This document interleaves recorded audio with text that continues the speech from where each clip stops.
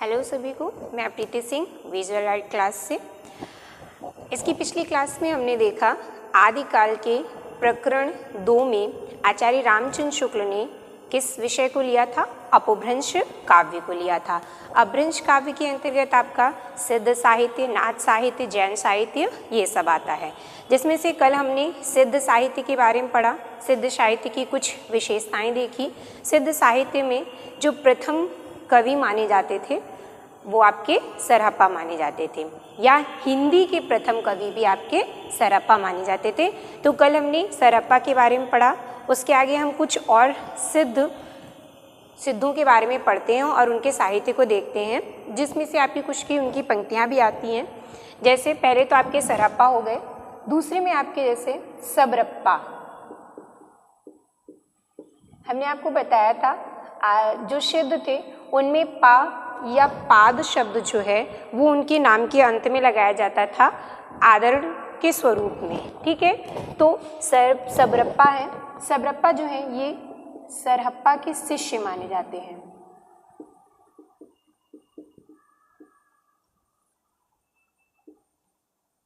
या सबरप्पा के गुरु कौन है? सरहप्पा हैं। ठीक है, सबरप्पा की पुस्तक का नाम है चर्यापद। चर्यापद। ठीक है, वैसे आपको सिद्ध साहित्य में मोस्टली जो रचनाएं लिखी गई हैं वो चार्यापद या फिर दोहा कोश के रूप में लिखी गई हैं। चार्यापद में क्या है? यह एक प्रकार का गीत है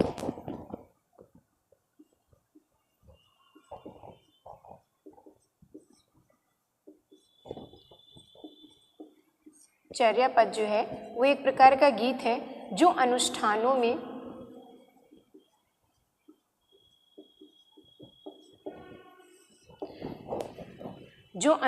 के समय में गाया जाता है।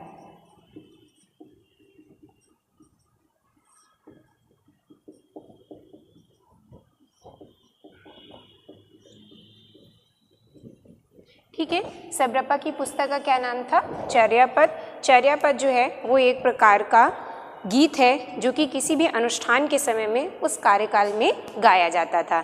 ठीक है, चर्यापद जो है वो संध्या भाषा के दृष्टिकूट में लिखी गई है। चर्यापद हमने आपको बताया था सिद्धों की जो भाषा थी उसे संध्या भाषा कहते थे,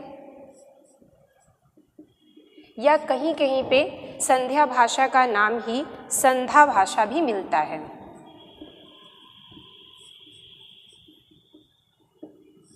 ठीक है, संध्या भाषा या संध्या भाषा। तो चर्यापद जो है वो संध्या भाषा के दृष्टिकूट में लिखी गई हैं।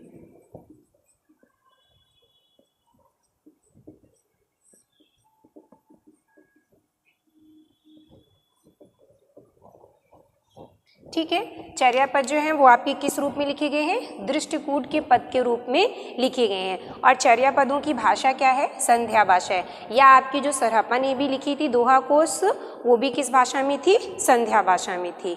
सिद्ध साहित्य में जो दोहा कोश था उसकी रचना जो है वो परिनिष्ठित अपभ्रंश में हुई, और चर्यापद की जो भाषा ली गई वो आपकी एक तरह से अवहट्ट भी कही जाती थी।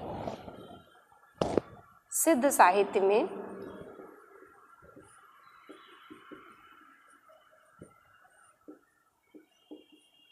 जो आपके दोहा कोश लिखे गए या जो दोहा लिखे गए, दोहा के लिए आपकी परिनिष्ठित अपभ्रंश,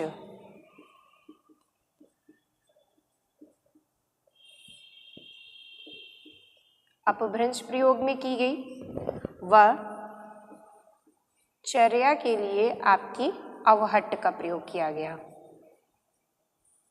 ठीक है, हमने बताया था कल कि परिनिष्ठित अपभ्रंश कैसे आई। जैसे पहले प्राकृत भाषा थी, प्राकृत भाषा जब साहित्य में प्रयोग की जाने लगी तो प्राकृत भाषा क्लिष्ट होती चली गई। फिर सामान्य जो जनता थी वो जब भाषा अपनी जो प्रयोग करने लगी तो वो प्राकृत से हट करके उसमें क्या नाम पड़ा, वो देशी भाषा हो गई।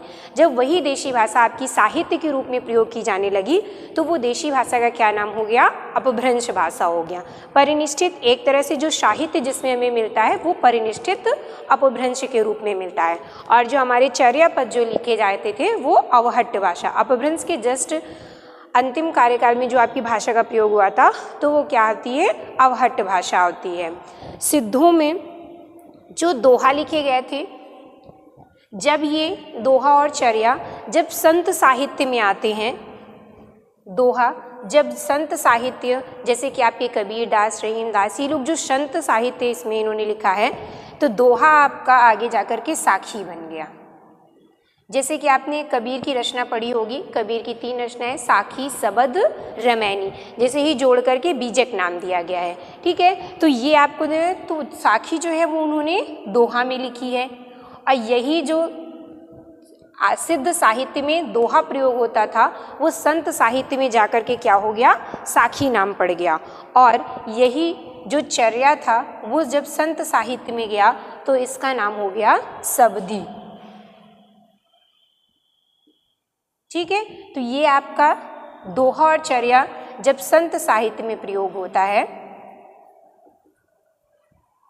तो क्या नाम पड़ जाता है, दोहा आपका साखी बन जाता है और चर्या आपका सबदी हो जाता है। ठीक है, तो ये हमने देखा सबरप्पा के बारे में।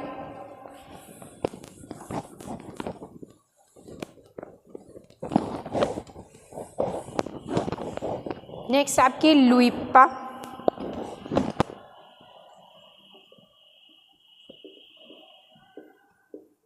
लुइप्पा, या इनको कहीं कहीं पर नाम लू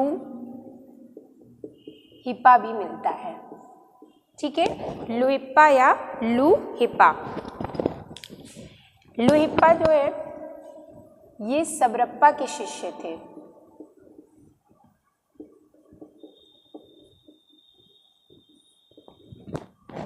आपने देखा सरहप्पा के शिष्य सबरप्पा और सबरप्पा के शिष्य लुइप्पा थे, या लुइप्पा के गुरु जो हैं वो कौन माने जाएंगे, सबरप्पा है। ठीक है, इनका जन्म जो है, लुइप्पा का जन्म किस राजा के कार्यकाल में हुआ था, राजा धर्मपाल के शासनकाल में हुआ था। राजा धर्मपाल के शासनकाल में माना जाता है। ठीक है, लुइप्पा जो है 84 सिद्धों में, हमने सिद्धों की कुल संख्या कितनी बताई थी, 84। 84 सिद्धों में लुइप्पा का स्थान जो है वो प्रथम स्थान माना जाता है। लुइप्पा का स्थान प्रथम स्थान माना जाता है। ठीक है, वह लुइप्पा को क्या माना जाता है, सबसे ऊंचा माना जाता है। जैसे कि आपने हिंदी साहित्य, रामचंद्र शुक्ल ने अपनी हिंदी साहित्य के इतिहास में जब 84 सिद्धों के नाम दिए हैं तो उसमें सबसे पहले किसका नाम लिखा है, उन्होंने लुइप्पा का नाम ही दिया है। ठीक है, तो उसी के आधार पे हमने उनका स्थान जो है वो प्रथम स्थान पे रखे गए हैं और सबसे ऊंचा माना जाता है किसको, लुइप्पा को। लुइप्पा की कुछ पंक्तियां हैं जो आपसे पूछी जाती हैं। पहला उन्होंने कहा है, का तरुअर पंच विडाल।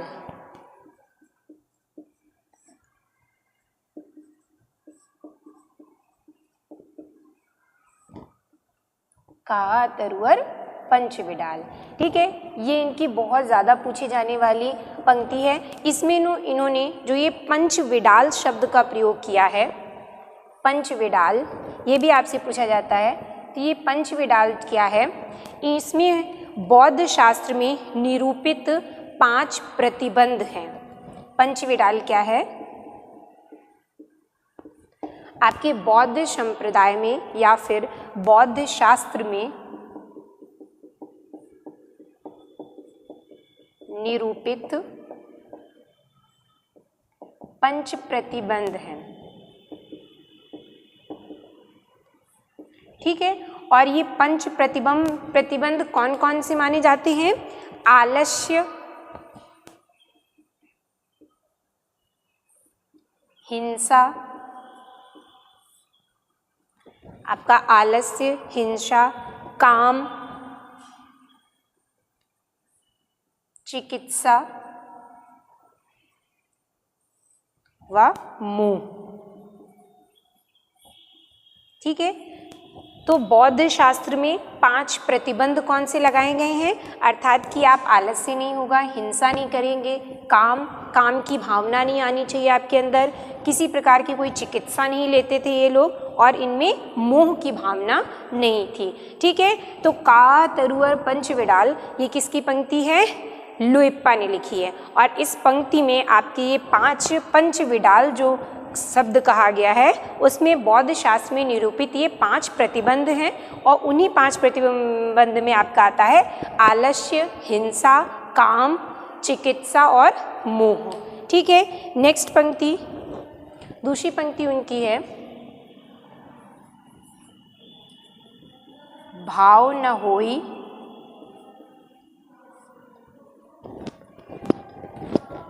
अभाव न जाई।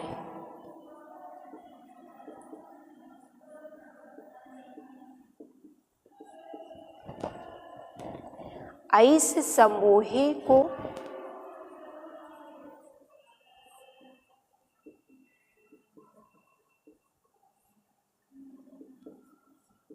ऐस समोहे को पतियाई।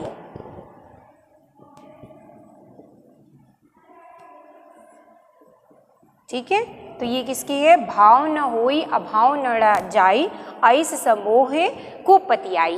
ये किसने लिखा है? लुइप्पा। लुइप्पा की सबसे ज़्यादा पूछी जाने वाली पंक्तियां हैं ये, का तरुअर पंच विडाल या भाव न होई अभाव न जाई ऐस समोहे को पतियाई। ठीक है, अब इसके आगे नेक्स्ट आपका क्या कहते हैं? डोम्बेप्पा।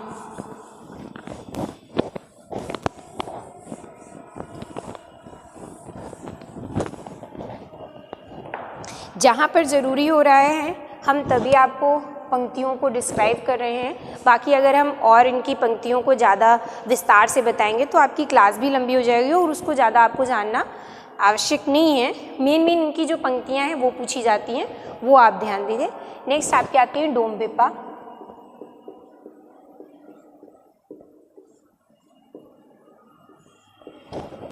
डोम्बेप्पा की रचनाएं जो हैं ये बहुत पूछी जाती हैं।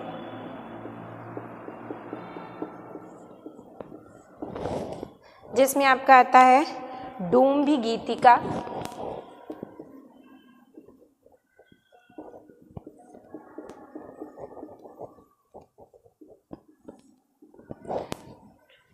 योगचर्या,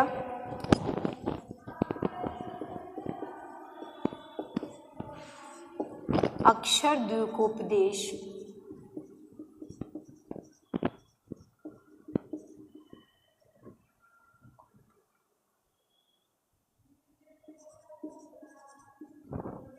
अक्षर द्योतकोपदेश। ठीक है, डोम्बेप्पा की रचनाएं डोम्बी गीतिका, योगचर्या, जिसमें से आपकी सबसे ज़्यादा योगचर्या पूछी जाती है, अक्षर द्योतकोपदेश। इसके बाद आपकी डोम्बिका की कुल रचनाएं जो हैं वो आचार्य रामचंद्र शुक्ल ने कितनी मानी है? 21 ग्रंथ बताए गए हैं। कुल डोम्बिप्पा के कितने ग्रंथ बताए गए हैं? 21 ग्रंथ बताए गए हैं। डोम्बिप्पा के गुरु कौन थे? गुरु माना गया है विरूप्पा को। ठीक है, डोम्बिप्पा के गुरु का नाम पूछ लिया जाता है, तो डोम्बिप्पा के गुरु कौन थे? विरूप्पा थे। नेक्स्ट हम देखते हैं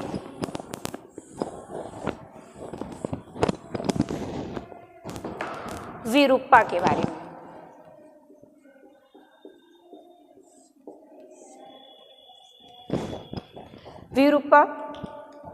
विरूप्पा की एक चीज बहुत प्रसिद्ध है, वारुणी प्रेरित अंतर्मुख साधना पद्धति मिलती है। विरूप्पा ने जो साधना पद्धति प्रयोग की है वो कौन सी है? वारुणी प्रेरित।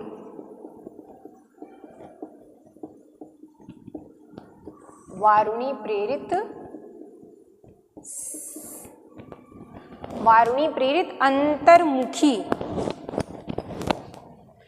वारुणी प्रेरित अंतर्मुखी साधना पद्धति।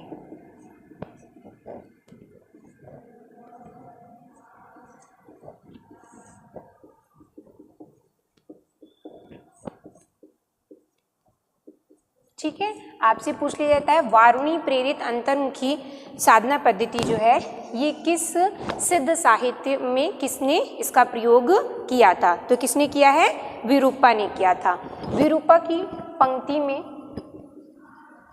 इसी के आधार पर, वारुणी प्रेरित के आधार पर उन्होंने पंक्ति लिखी है, सहजे थिर करी वारुणी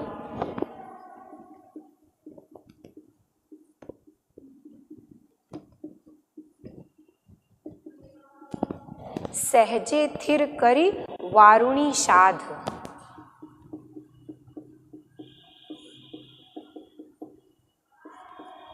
वारुणी साध यानी कि वारुणी प्रेरित अंतर्मुखी साधना।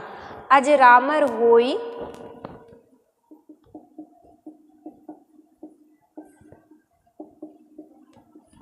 अजरामर होई दिट कांधो।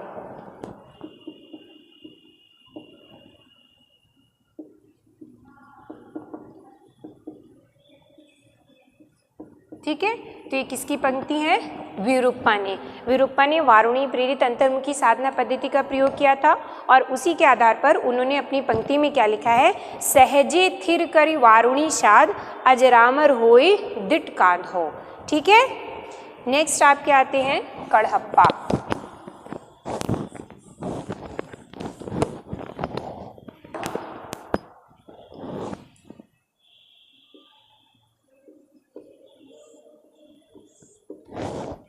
कड़हप्पा व्रजयानियों की योग तंत्र साधना में मद व स्त्रियों को अबाध सेवन का एक आवश्यक अंग माना गया था। ठीक है, ये आपकी जो व्रजयानी थे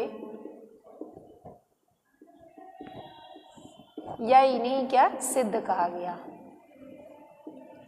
इन्होंने मद व स्त्रियों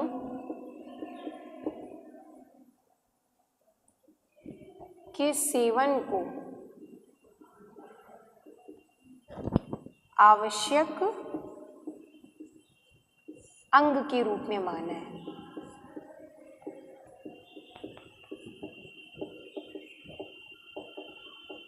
सिद्ध साहित्य में स्त्रियों की स्थिति जो है वो बहुत अच्छी नहीं मानी जाती थी।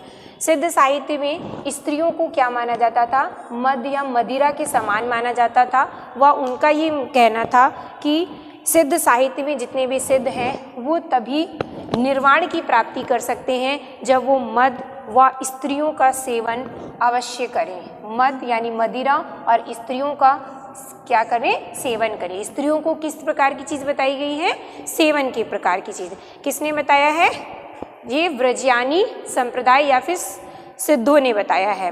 जिसमें से कड़हप्पा जो आपके आते हैं, कड़हप्पा को सबसे विद्वान व सबसे बड़ा कवि माना जाता है।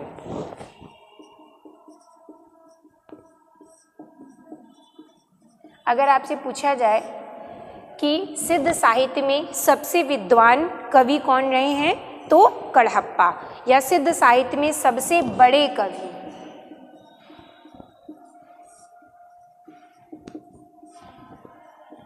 सबसे बड़े कवि तो कौन है आपके? कड़हप्पा है।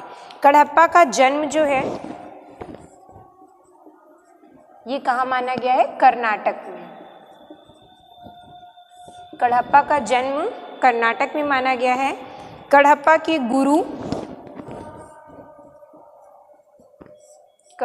गुरु हैं जलंधरप्पा।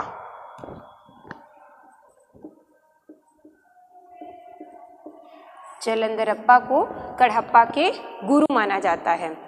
राहुल सांकृत्यायन लिखते हैं,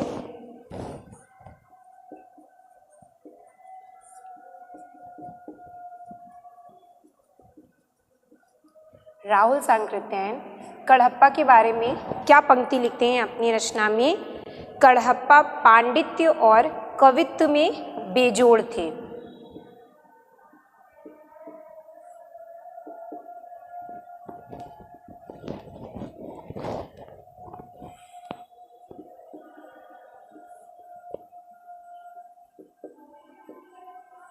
कडहप्पा पांडित्य और कवित्व में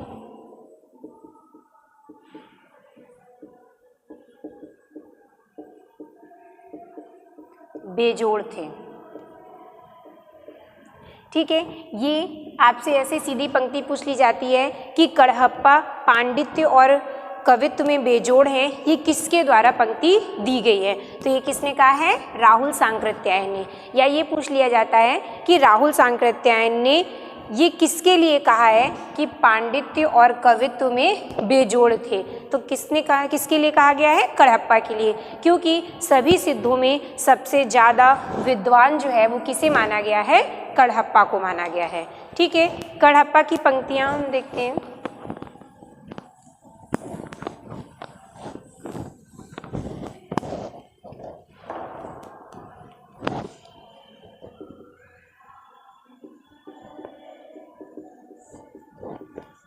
कडहप्पा की पंक्तियाँ, पहला लिखते हैं वो, नगर बाहिरे डोंबी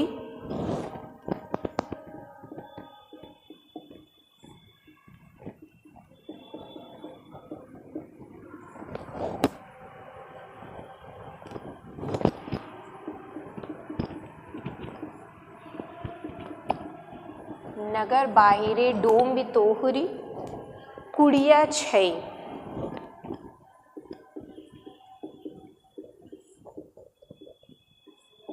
ठीक है, ये किसकी पंक्ति है? कडहप्पा की। नगर बाहिरे डोंबी तोहरी कुड़िया छई, ये किसने पंक्ति लिखी है? कडहप्पा ने। दूसरी है आपकी गंगा जमुना माझे रे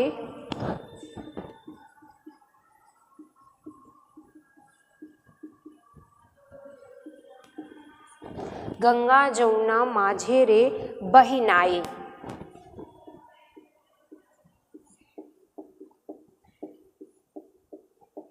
किसने लिखी है? कडहप्पा की। नेक्स्ट आपकी कडहप्पा की पंक्ति है, जिमी लोड़ विलिजई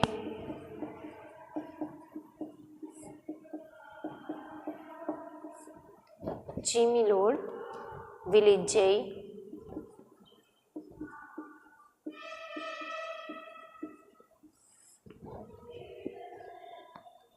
पाड़ी एही तिमी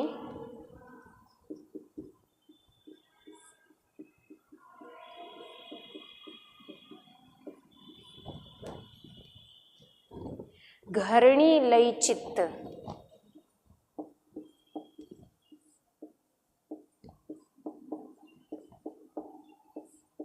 ठीक है, तो ये किसकी पंक्ति है? कडहप्पा। कडहप्पा की मुख्य रूप से 3 पंक्तियाँ ये बहुत फेमस हैं और यही ज़्यादातर पूछी जाती है आपकी। नगर बाहिरे डोंबी तोहरी कुड़िया छई, या नेक्स्ट है गंगा जमुना माझे रे बही नाई, या नेक्स्ट आपकी है जिमी लोड़ विलिजई पाड़ी एही तिमी घरणी लई चित्त। ठीक है, ये किसकी पंक्तियाँ हैं? आपकी कडहप्पा की हैं। इसके आपको देखते हैं, ब्रजियान शाखा में जो आपके सिद्ध बने हैं, इन्होंने महासुखवाद का प्रवर्तन किया है। जो ब्रजियान शाखा के आपके सिद्ध रहे हैं, इन्होंने क्या बात कही है? महासुखवाद।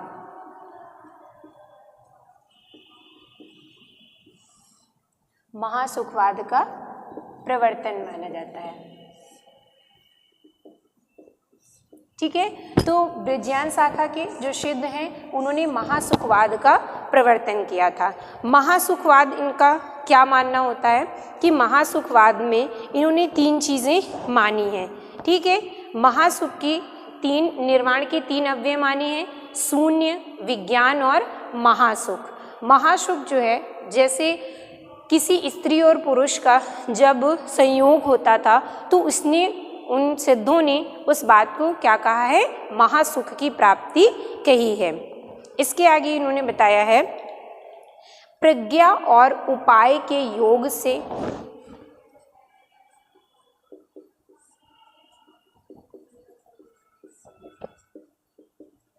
प्रज्ञा और उपाय के योग से इस महासुख की दशा की प्राप्ति होती है।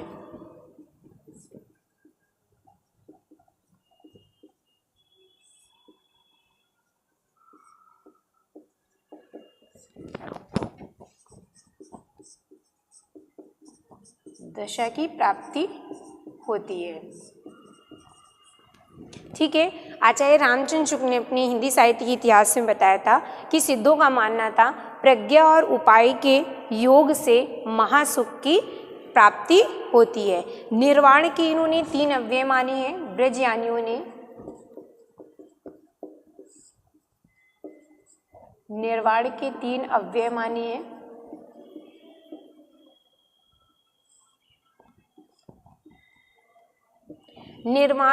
निर्वाण अर्थात की मुक्ति पा जाना। इन्होंने क्या 3 बातें मानी हैं? शून्य, विज्ञान व महासुख। महासुख जो है वो महासुह भी नाम आता है आपको। कहीं कहीं पे महासुख को क्या कहा जाता है? महासुह भी कहते हैं। ठीक है, इसमें क्या आता है आपके? निर्वाण के 3 अव्यय पूछे जाते हैं। तो क्या है? शून्य, विज्ञान या महासुख है। ब्रजयान संप्रदाय में इसमें युगनद स्वरूप की भावना चली थी। सिद्धों में ही आपकी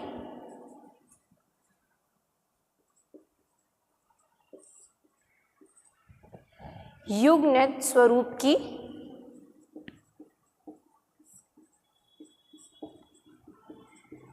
भावना चली थी। ऐसे पंक्तियां देकर के पूछ लेता है युगनद स्वरूप की भावना क्या सिद्ध साहित्य में थी या नहीं थी। ठीक है, तो आपको पता होना चाहिए कि कौन कौन से पॉइंट जो हैं वो सिद्ध साहित्य की विशेषता के रूप में आते हैं। युगनद क्या होता है? इसमें स्त्री और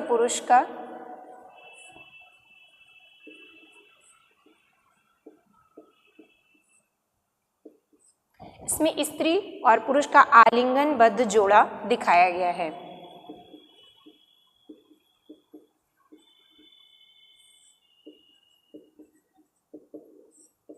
ठीक है, युगनद की भावना आपकी इसमें सिद्ध साहित्य में देखने को मिलती है। ये आपका हो गया। अब हम देखते हैं जो आपके 84 सिद्ध रहे थे उसमें से 84 सिद्ध में आपके 3 ऐसे सिद्ध माने जाते हैं जो कि संत साहित्य के अंतर्गत भी आते हैं। ठीक है, या जो आपके सिद्ध 84 सिद्ध में उसमें कौन योगिनी सिद्ध थे? योगिनी संत थे। योगिनी संत में आपके 3 लोगों के नाम आते हैं, मणि भद्रपा,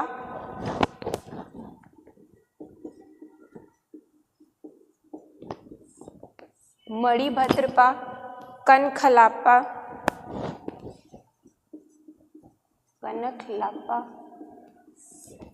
और लक्ष्मीकरा।